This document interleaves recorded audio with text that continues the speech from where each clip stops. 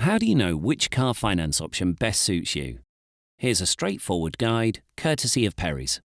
A personal contract purchase, PCP for short, or a lease purchase. If you want to buy a newer car, or a more expensive model, and you want lower monthly repayments, a PCP or lease purchase could be just right for you. Here's how they work.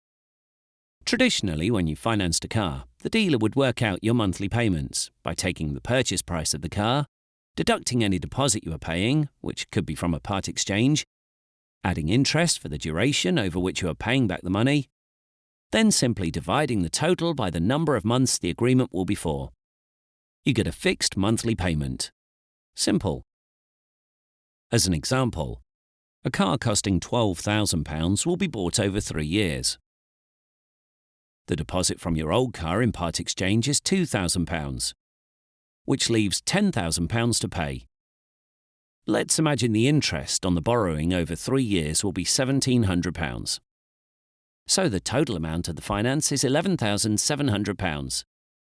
Divide that by 36 months and you will have a monthly payment of £325. The difference with a PCP or a lease purchase is we set aside a large slice of the borrowing to be paid on the last payment of the agreement. So your monthly payments for the first 35 months are much lower. So the same car, the same deposit, and assuming the same interest. The total cost is still £11,700. With a PCP or lease purchase, we set aside a big slice of, say, £3,700 to be paid at the end. Now we only have £8,000 to be divided by 35 payments, which is a monthly payment of £228.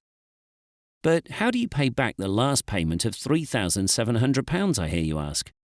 Well, that highlights one of the differences between a PCP and a lease purchase. At the end of the agreement with a PCP, you get 4 choices. 1. Pay back the final £3,700 and keep the car. 2. Refinance the £3,700 over a further period. 3. Sell the car and use any surplus for a deposit on a newer car. 4. Don't pay the £3,700, hand back the keys and walk away. With a lease purchase, you only have 2 options. 1. Pay back the final £3,700 and keep the car. 2.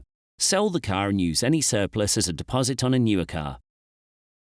The value of the car at the end of the agreement is important, as it should be high enough to pay back the last payment, and ideally give you some money left over as a deposit on another car. Perry's will work out the guaranteed future value of the car for you at the point of when you take out a PCP agreement. So with a PCP, you know it will cover the final payment. A lease purchase differs from a PCP in that the figure set for the final payment is not guaranteed, which means your old car could be worth less than the final payment and you will have to make up the difference even if you sell or part exchange the car for a new one. So why would you choose a lease purchase over a PCP? Well, if you are buying a premium or luxury car that could hold its value better, the final payment can be set higher than a PCP, resulting in even lower repayments. The figures here are just examples. The actual figures will vary depending on your car, the interest rate, and the term of the agreement. Perry's will explain all that to you before you decide.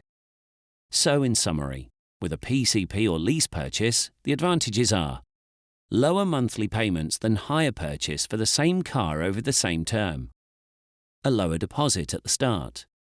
You can pay off the whole finance mid-term if you want. Fixed monthly payments throughout the term of the agreement.